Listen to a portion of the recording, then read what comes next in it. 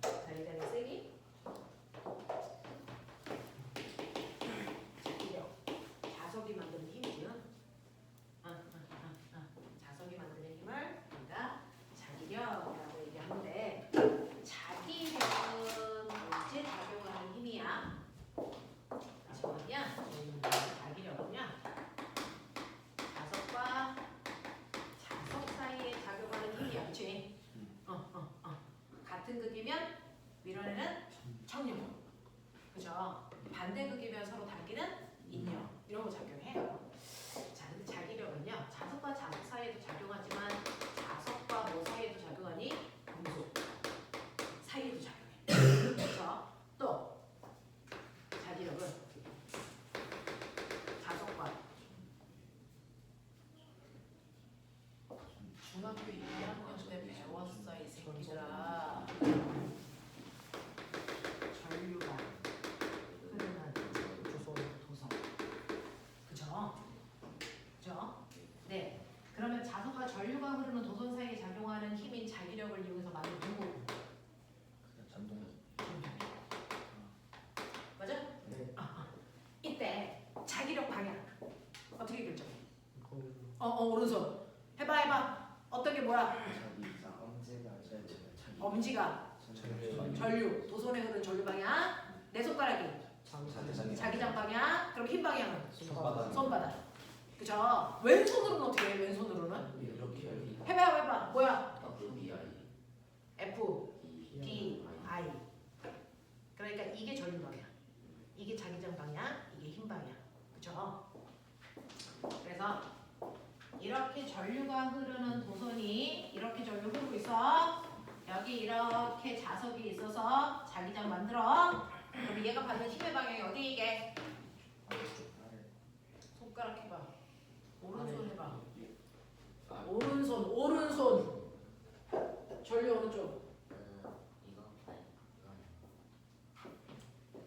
맞아요. 전류, 자기장. 그쵸? 여기 힘 방향이 7편 쪽. 맞아? 자, 이거요. 얘가 받는 힘의 세기를 더 세게 하는 방법. 전류의 세기를 더 세게 하면 돼. 또 자석의 세기를 더 세게 하면 돼. 또 도성과 이 자석 사이 거리 가깝게.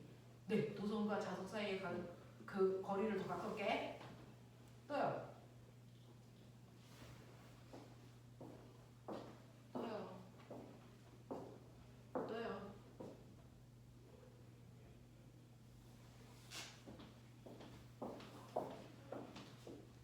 여러분들이 배웠던 게 전동기?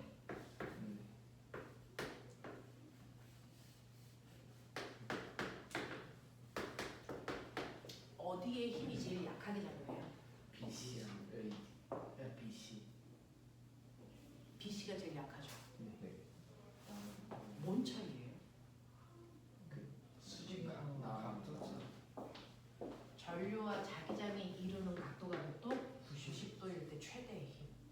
근데 얘는 전류가 흐르는 방향과 자기장 방향이 뭐하니? 같아. 또는 반대야. 그러니까 얘는 힘이 작용한다 안 한다? 안 한다. 그래서 힘이 작용하는 건 양쪽 끝이다. 그죠? 여기만 힘이 작용해. 그랬을 때 여기가 플러스고 여기가 마이너스라고 치자. 전류 이렇게 흐를 거야. AB에서 받는 힘의 방향과 CD에서 받는 힘의 방향은 반드시 반대야. 왜? 전류의 방향만 반대니까. 전류와 자기장의 방향을 동시에 바꾸면 힘의 방향 그대로야. 그죠? 그럼 이때 전류가 흐르는 도선에 작용하는 힘인 자기력의 세기를 실제로 구할 수 있나? 그럼 어떻게 구하면 돼? 힘센 비라조시로 계산해. 됐어? 이 B가 뭐야? 맞아요. 이 자석이 만든 됐어? 전류가 흐르는 도선에 작용하는 자기장의 세기야. 단위가 뭐야? 자기장의 세기 단위가? 테슬라. 그 유명한 테슬라야. 오 테슬라 이렇게 시작. I가 뭐야? 전류.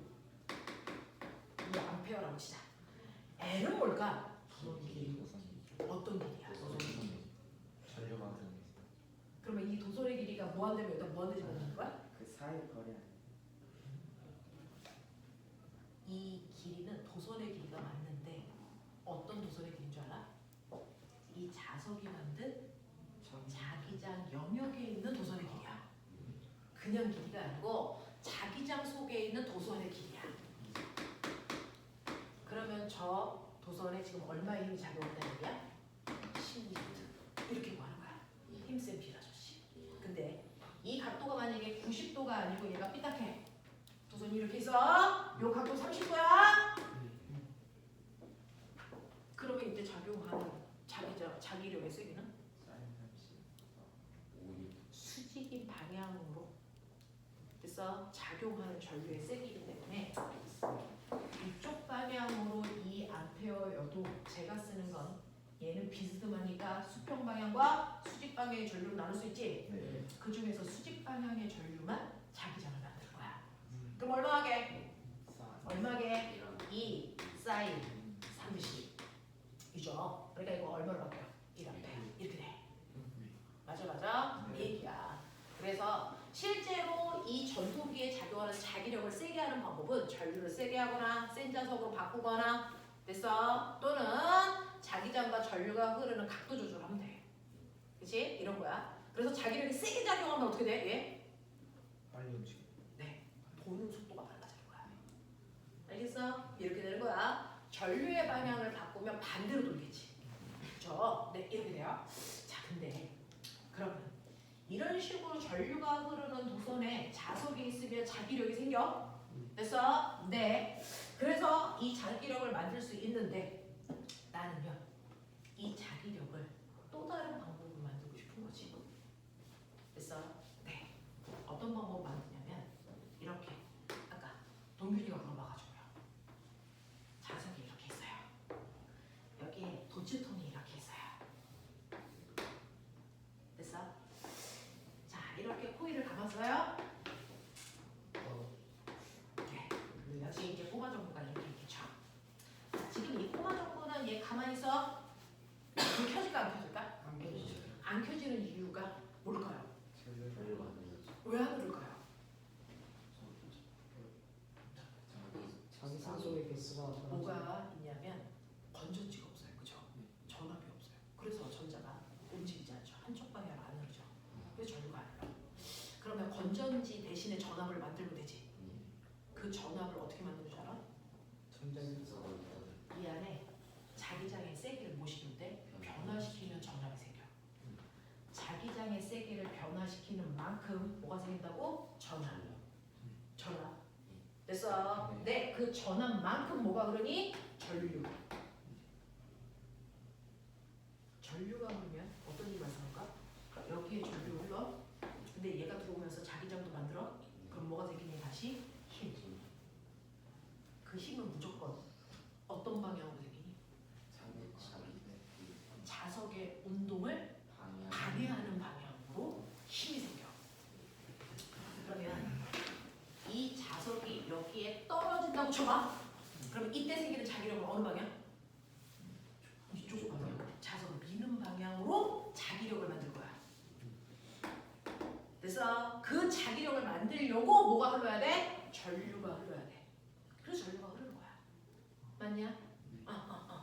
그럼 이때 여기에 센 전류를 흐르게 하는 방법. 센 전류가 흐르면 센 자기력이 생길 거 아니야.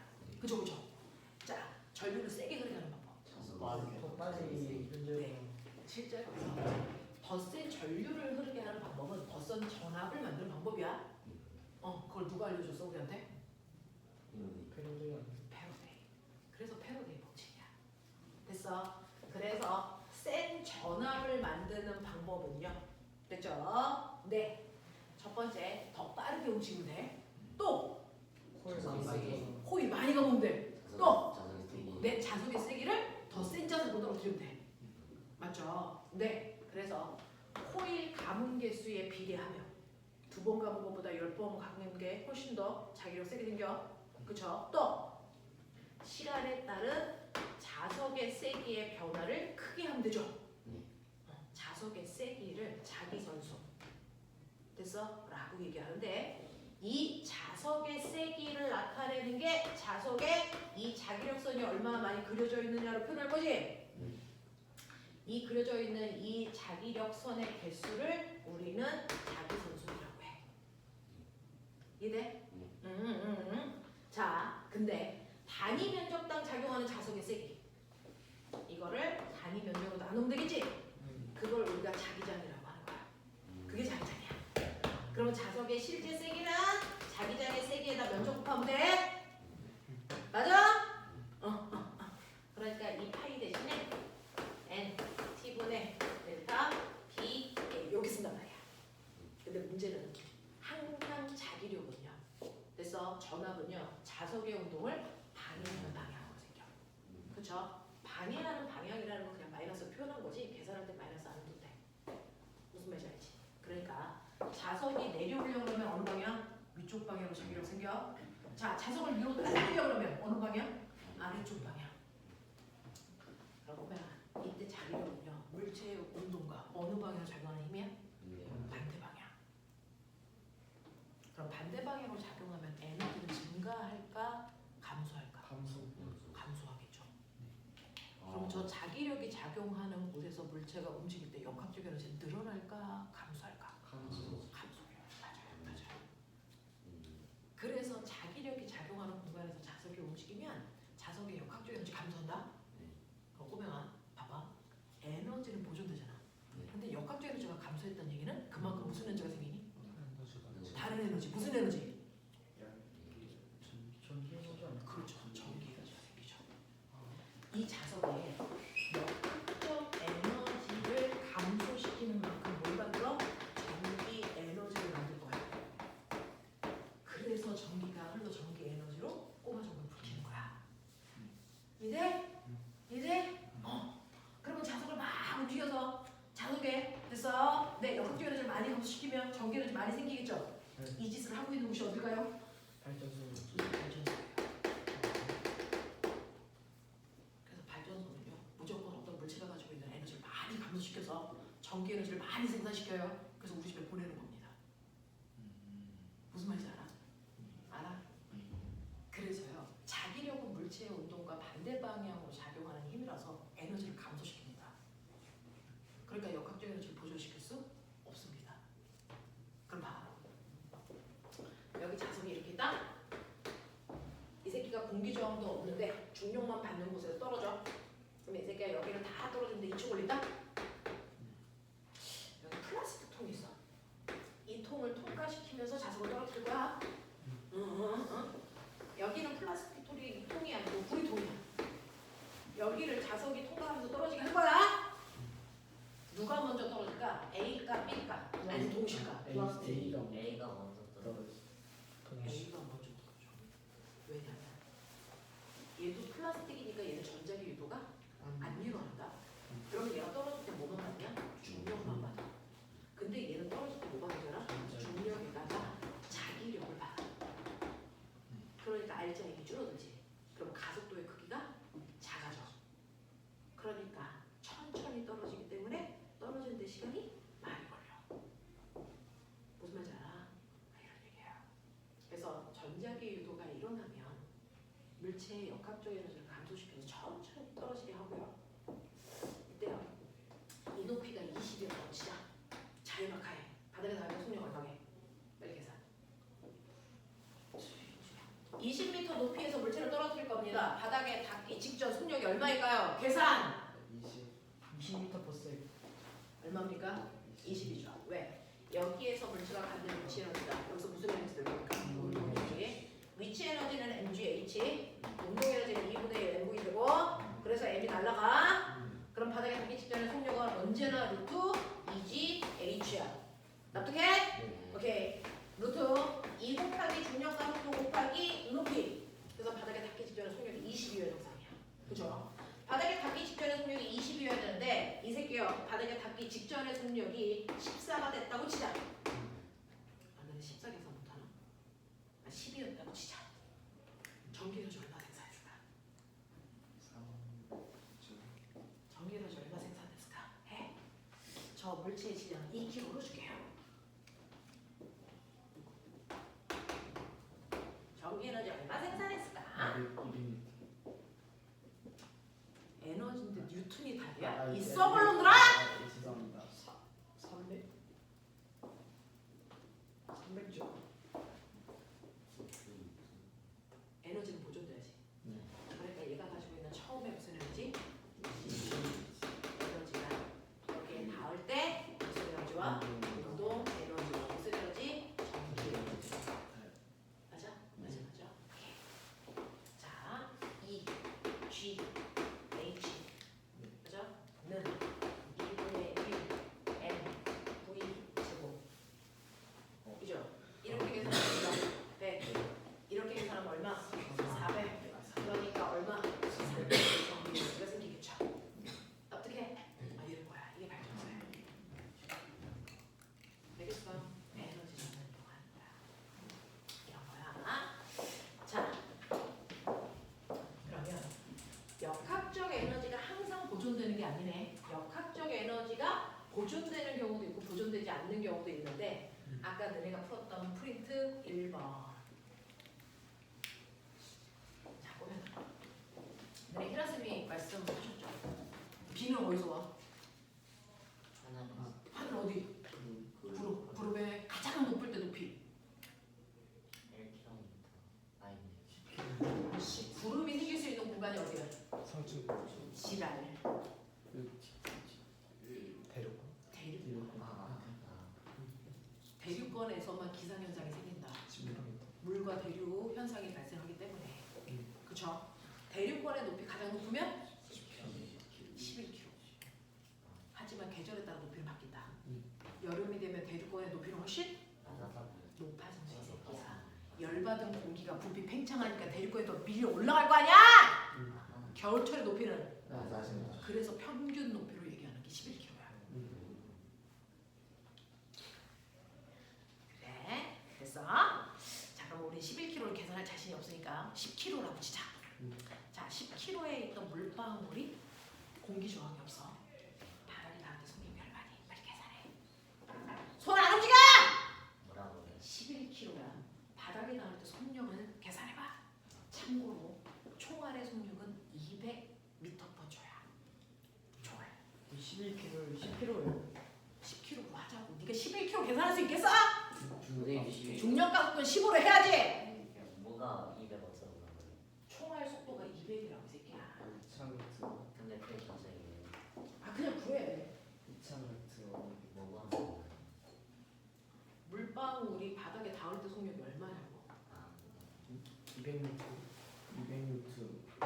200m 플러스. 200루트5. 네. 물방울의 속도가요. 200루트5예요. 루트 5는 2점 얼마죠? 우리 2점 얼마를 계산할 자신이 없으니까 2라고 치자. 그러면 대략 400m/초야. 총알보다 빨라. 맞으면 죽는다. 이거 쳐맞으면 대가리 뚫리셔. 알겠습니까? 지금 위성. 비 오는 날 밖에 나가서 대가리 뚫려서 죽은 사람 있어? 왜 안 뚫릴까? 공기전. 공기저항. 역학적 에너지의 일부가 열 에너지로 발생하는 거예요. 됐어?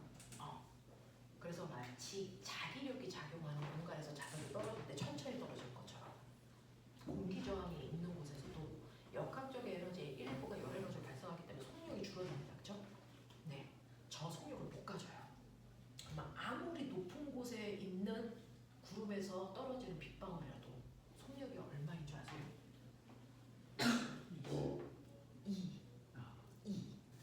2에서 3밖에 안 돼요. 엄청난 에너지가 감소한 겁니다. 그렇죠? 원래 속력이 400이어야 되는데 빗방울이요. 우리 주환이 뒤통수에 닿을 때 속력은 2밖에 안 돼요.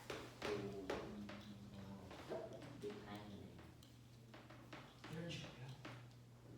중력만 작용하지 않고 공기 저항이 있으면 물체가 떨어질 때 무한대의 속력을 갖는 게 아니고 어느 정도 이상의 속력은 못 가져. 그럼 떨어질 때 가질 수 있는 그 물체의 가장 빠른 속도를 종단 속도라고 해. 종단. 됐어? 종단 속도라고 해. 그럼 그 종단 속도는 공기 저항이 있던 없던 맨 처음에 0인 상태에서 이 물체를 떨어뜨려. 이 처음에는 중력만 작용할 때랑 똑같이 그냥 거의 같이 증가한다. 중력만 작용하면 그 비율이 일정하기 때문에 계속 속력은 빨라져야 돼. 그럼 먼지 하나가 떨어져도 뒤통수는 날아갈 수 있어. 이런 거야. 그죠? 지구는 그렇진 않잖아요. 이유가 뭐냐면 공기 저항 때문인데 공기 저항이 있으면 물체가 떨어질 때 속력 변화가 어떨까? 그 그림을 하는 거잖아. 그죠? 첫 번째. 1km짜리가 있고요. 10km짜리가 있어. 중력만 작용해. 시간에 따른 속도 변화가 어때? 똑같죠. 갈릴레이가 얘기했잖아. 공기 저항이 없으면 가벼운 쇠구슬이나 무거운 깃털이나 동시에 떨어져. 갈릴레이가 그렇게 얘기했어. 갈릴레이 뭐라 그랬어? 지금 본단가? 갈릴레이 뭐라 그랬어?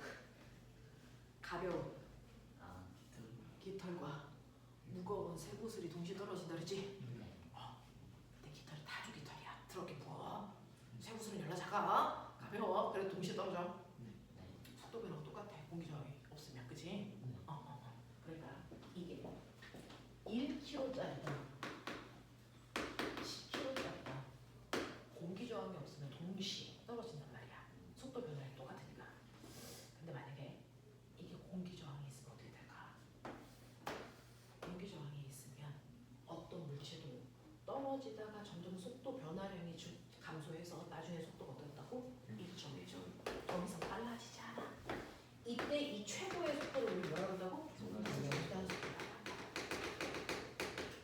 이 종단 속도를 결정하는 게 뭔지 알아? 편의자.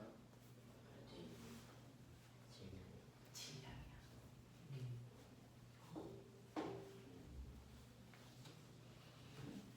한 큐가 떨어지면 종단 속도가 훨씬 더 커. 감당할 수 없어. 그치? 이런 거야. 요새 까먹는 이게 10kg짜리 치 1kg짜리면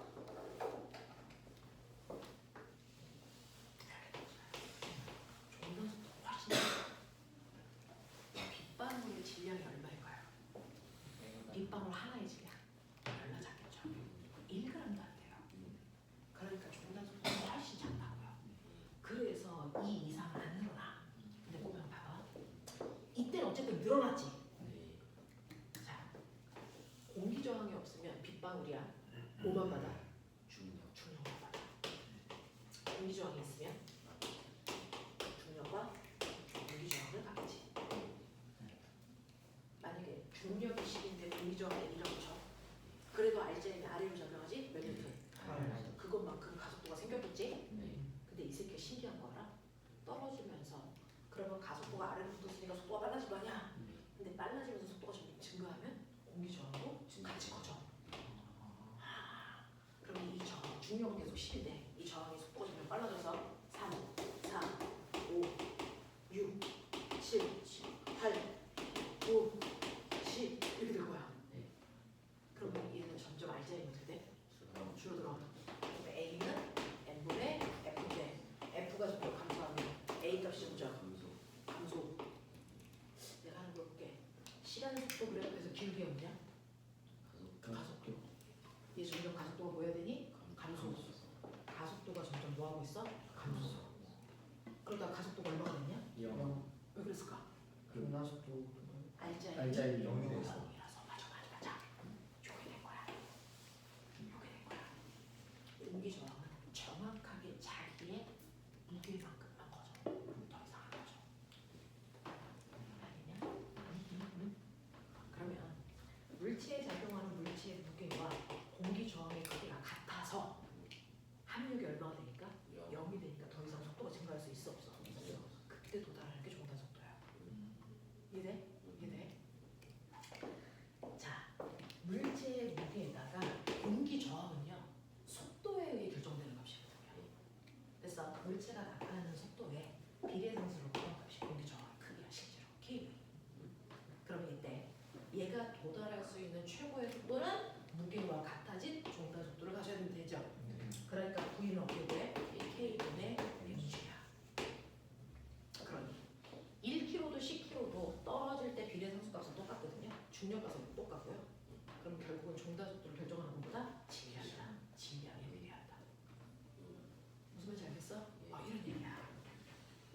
괜찮아? 네. 오케이. 그죠? 네. 그래서요. 이런 식으로 공기 저항이 없을 때는 속력이 무한대로 증가할 수 있죠. 중류만 작용한다면. 근데 공기 저항이 있기 때문에 속력이 무한대로 증가할 수 없고요. 종단 속도에 도달할 때까지만 속력이 증가하죠. 알겠어? 그런 거예요. 그러면 꼬매는 어쨌든 무거운 애, 가벼운 애 종단 속도에 도달하면 누구의 속도가 더 빨라? 무거운 애. 그러니까 무거운 애가 더 빨리 떨어지는 거야. 원래 공기 저항이 있으면. 공기 저항이 없으면 동시에 떨어지는 거야. 저거 공기 저항 때문인 거 맞아. 과학자들은 증명해야지. 공기 저항이 있으면 무거운 애가 먼저 떨어지고, 그죠? 속력이 더 빠르니까. 공기 저항이 없으면 동시에 떨어져야 돼. 맞아? 실험해봐. 달에서 떨어지 않나? 우리가 다 해볼 수 없잖아. 지공 만들면 되죠. 여기서 해봐. 그게 탐구잖아. 그런 걸 해서 쓰는 게 너네 자소서잖아. 우리가 살고 있는 공간은 완벽한 실험이라는 건 존재할 수가 없어요. 주변 환경들이 있어서. 그러니까 환경을 최대한 통제해서 그것과 유사한 의미 있는 값을 얻어내는 게 실험입니다. 해봐 빨리. 가벼운 물체가 천천히 떨어지는 게 공기 저항 때문이 맞아? 네. 그럼 공기 저항이 없으면 동시에 떨어지는 것도 맞아? 네. 그게 맞는지 어떻게 알아? 달 같은 건. 달에 너못 가보잖아. 네. 근데 어떻게 해? 그걸 확신해? 그러면 과학자는요, 아무리 유명한 사람이 말해도 믿으면 안 돼요. 뉴턴 맨날 부러졌잖아요. 빛은 물질이라고. 근데 빛은 물질이 아니잖아요. 토마스 영이요, 그 유명한 뉴턴이 한 말을 한 큐의 실험으로 증명한 거야. 그래서 누구도 반박할 수가 없어. 과학은 그런 거야. 실험으로 증명하는 거야. 너네 중학교 교과서를 좀 보면 어떻게 이렇게 간단한 실험으로 그걸 확인할 수 있지? 실험 설계 자체가 창의성이야. 그걸 쓰는 게 자소서야. 너네 자소서 써야지. 이제 해봐. 공기 저항이 없으면 가벼우나 무거우나 동시에 떨어진다는 걸 증명해봐. 여기서 실험을 설계해봐.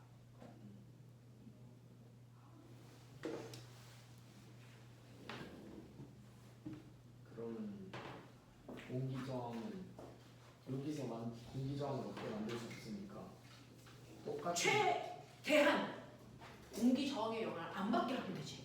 최대한. 없앨 수는 없잖아. 없애는 순간 여기 있는 새끼들 다 뒤질 건데. 그러니까 부피 책조, 질량 설명서 교재, 너 그거 있잖아.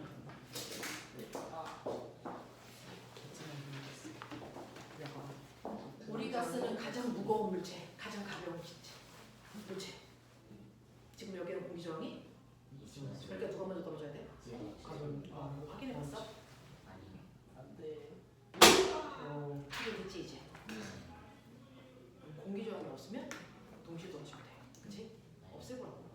와, 신난다. 부피를. 이걸 옆으로 세워가지고 공기 저항이 최대한 사라지니까 공기 저항을 최대한 사라지게끔 하면 거의 비슷하게 떨어질 거예요. 그렇죠? 도시. 왜냐면 너무 가벼우니까 이게 휘어. 그쵸? 그러니까 단면적을 일정하게 못 만들어. 그러니까 이런 것들 다 통제해야 돼. 어떻게 할까? 아크릴 판 같은 걸로 저 노트북 우리가 어떻게? 노트북을 접어서 세로로 해가지고 책이랑 같이 떨어뜨리고 그 노트북의 무게 때문에 떨어지는 거잖아. 그러니까 그 종이랑 책처럼 이제 노트북이랑 책이랑 비교하는 거죠. 이제 그러면 무게를 엄청나게 큰 애들. 그래서 거의 차이가 없게끔. 그렇죠? 그것도 하나의 방법이 있었어요. 맞아요. 영상관에서. 근데 얘가 공기 저항 때문에 늦게 떨어졌다는 걸 증명할 수는 없잖아요. 이거를 똑같이 얘한테 작용하는 공기 저항을 최소한으로 공기 저항이 만들어주세요. 있는 거. 최소한 적어요. 적어 표면적으로 그러면 면적이 작아지면 저 상수값이 달라져.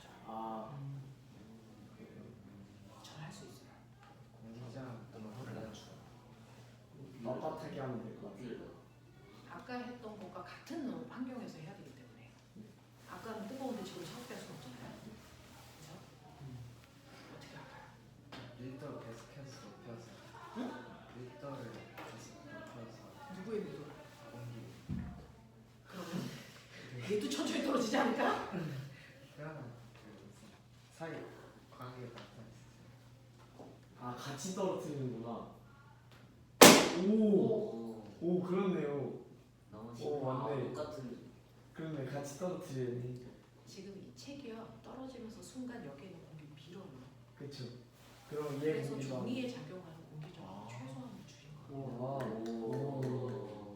이게 과학자들이 할 일이에요. 아니 쌤 공리상 받은 거 아니에요?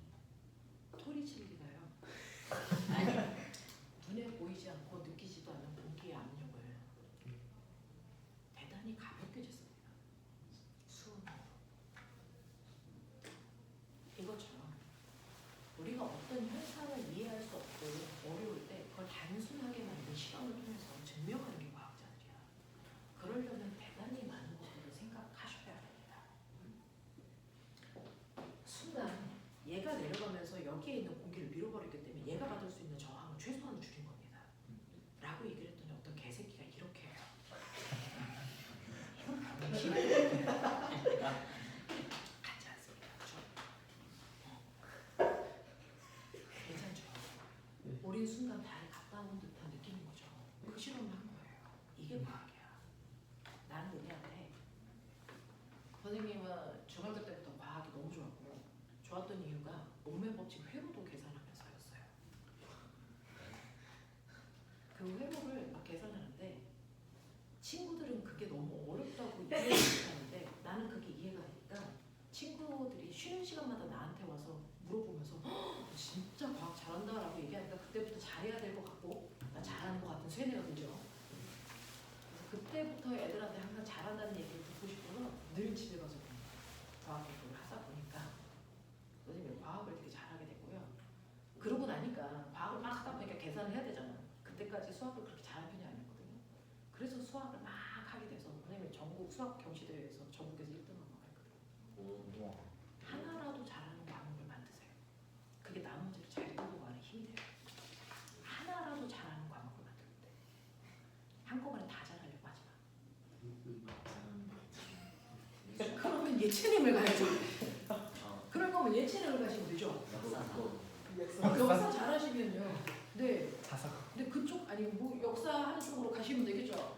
우리는 이제 영재나 과거를 간 친구들을 모으는 거기 때문에 수학하고 과학을 탁월하게 하시면 됩니다. 근데 선생님이 영재 수업한 지 되게 오래됐잖아요. 영재 과거 수업한 지 되게 오래됐어요. 근데 어떤 여자애가 초등학교 4학년 때부터 그 평촌에서 엄마들끼리 이렇게 무리를 져가지고 KM 대비하는 수업들을 이제 팀을 꾸려서 움직였어요. 초등학교 4학년 때부터 막 했었는데 얘가 그 남자의 3명과 여자의 1명인데 항상 꼴찌고 수학적인 능력이 없어요. 얘가 못 알아들어요. 근데 남자애들이 수학적인 능력이 있어서 막 치워봐요. 근데 그거를 초등학교 4학년 때부터 중학교 3학년 때까지 그걸 견뎌요. 견디더라고요. 정신력이. 엄청난 멘탈이에요. 중학교 2학년 때 올라가니까 이게 역전이 돼요. 정말 선생님들이 제 영재 갈 수 있어요? 어려울 것 같아요. 제 어려울 것 같으니까 어떡하지? 되게 많이 걱정하셨는데 중학교 1학년에서 2학년 올라가는 겨울방학 때 이게 확 역전이 되니까 이 아이를 아무도 못 잡았어요. 그래서 그 여자아이만 영재 갔습니다. 남자아이는 다 떨어졌어요. 엉덩이 있는 거예요. 머리는요. 그 과목에 집중하다 보면 머리 회전이 그 과목을 잘할 수 있는 방향으로 움직입니다. 선생님이 다른 상산을 갔는데 선행을 하나도 안 한 상태로 상산을 갔어요. 자사 1등입니다. 상산을 갔는데 고등학교 1학년 때부터 고등학교 3학년 때까지 다른 애들은 K모도 하고 오고 영재 대회에다가 영재 떨어지고 상산하고 막 그랬으니까 수학은 막 날고기는 게 엄청나죠. 모의고사를 보니까 1등부터 9등까지 있는데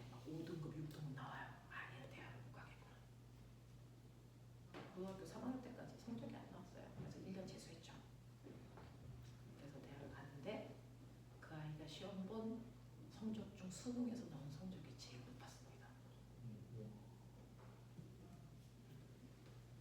수학 성적이 의대 가고 싶어 했는데 수학이 맨 처음에 2등급이 뜨면 의대를 아예 쓸 수가 없어요. 못 가고 그 다음에 반대 수학에 1등급 나왔는데 수학을 막 하다 보면 어떤 일이 발생하냐면 주관식도 찍었는데 맞아요.